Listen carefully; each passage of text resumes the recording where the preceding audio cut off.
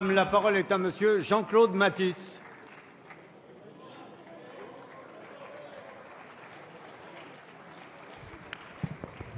Merci, Monsieur le Président. Ma question s'adresse à Monsieur le Premier ministre.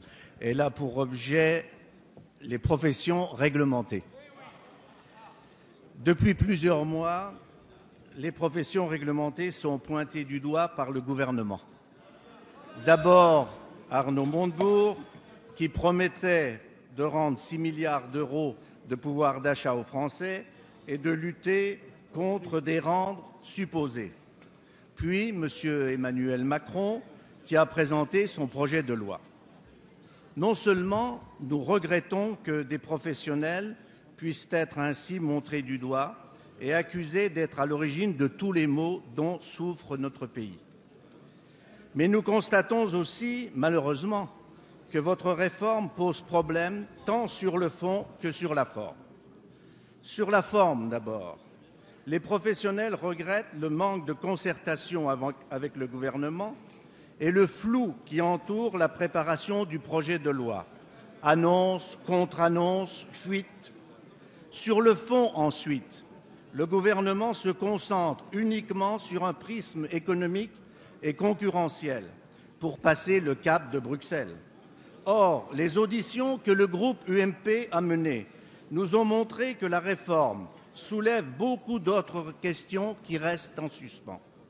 Qu'en est-il du maillage territorial? La présence de professionnels sur l'ensemble du territoire doit être garantie, notamment au niveau des territoires ruraux. En libéralisant l'installation, c'est le risque d'enclavement de certains territoires et la question des conséquences en termes d'emploi qui est posée. Qu'en sera-t-il de la qualité des services rendus?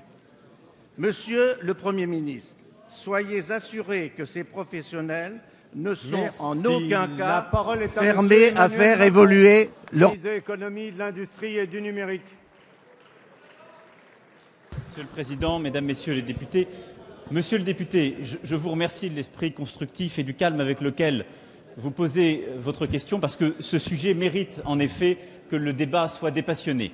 Je voudrais d'abord ici insister sur le fait que les informations qui ont pu paraître dans la presse ces derniers jours n'ont à mes yeux aucun statut, et je regrette pour ma part que des textes de ce genre puissent fuiter. Il n'y a qu'un texte, c'est celui qui sera déposé au Conseil des ministres, qui fera encore l'objet de discussions, de travail de la part du gouvernement, en concertation avec celles et ceux professionnels ou parlementaires qui se sont saisis du sujet.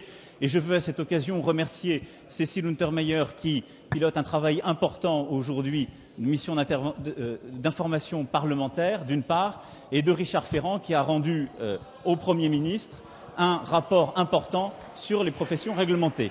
Donc ce travail va continuer à alimenter notre réflexion, et le vice-président Houillon a son rôle dans la mission de Madame Untermaier, et je le reconnais pleinement, ayant été auditionné par cette commission, puisque c'est dans un esprit transpartisan que ces débats sont conduits. Donc nous continuerons à enrichir ce travail, et il doit être amélioré. Par rapport aux questions que vous posez, Monsieur le député, la première, nous avons concerté avec la garde des Sceaux, nous avons reçu les professionnels, j'ai continué à les voir, mais la concertation ne veut pas non plus signifier l'abdication.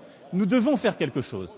La deuxième chose, c'est que, sur le fond, la réforme que nous prendrons préservera le maillage territorial. J'ai eu l'occasion de le dire à plusieurs reprises, mais les voies et moyens qui sont aujourd'hui retenus préserveront le maillage territorial. Mais les déserts existent aujourd'hui. Avec le droit que vous connaissez, il y a d'abord un manque d'offices notariaux pour ce qui concerne les notaires. Il y a moins d'offices notariaux aujourd'hui qu'en 1980. Et les déserts territoriaux, ils sont en Seine-Saint-Denis, pas au fin fond de la Corrèze. Enfin, la qualité des actes juridiques sera préservée, puisqu'en aucune mesure, nous ne reviendrons sur l'honorabilité, sur la qualité des actes et l'exclusivité des actes de ces professionnels. Donc je vous rassure sur l'équilibre de ces professions.